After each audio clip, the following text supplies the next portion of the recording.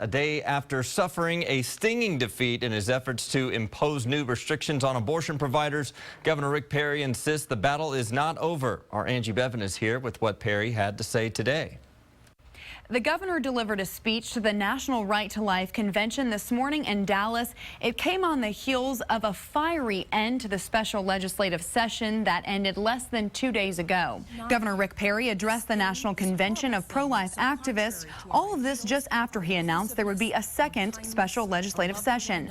Senate Bill 5, which would put more restrictions on abortions in Texas, failed to make it through the Senate. But what we witnessed Tuesday was nothing more than the hijacking of the democratic process. Democratic Senator Wendy Davis of Fort Worth staged a filibuster for more than 11 hours. But when Republicans were able to silence her on a technicality, hundreds of protesters kept lawmakers from voting before the clock ran out. In fact, even the woman who filibustered the Senate the other day was born into difficult circumstances. She was the daughter of a single woman.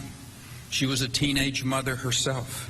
She managed to eventually graduate from Harvard Law School and serve in the Texas Senate. It's just unfortunate that she hasn't learned from her own example. At the Right to Life Convention this morning, Governor Perry talked about how Texas has some of the more strict regulations when it comes to abortion, but it's not enough. Some have tried to make this a partisan issue, but this isn't a partisan issue. This is a civil rights issue. This is a human rights issue. The governor spoke to the Right to Life Convention for about 15 minutes this morning. The second special session will start up on July 1st, and he assured the crowd there, quote, "We will ban abortions after 20 weeks.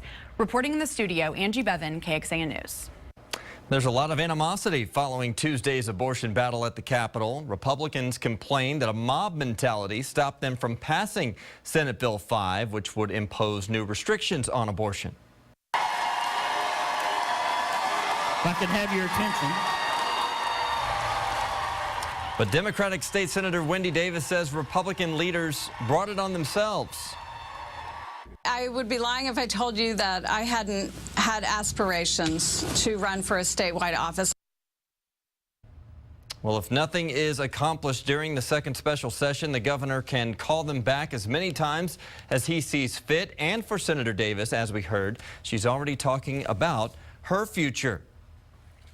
So far, she hasn't made any official announcements on those aspirations.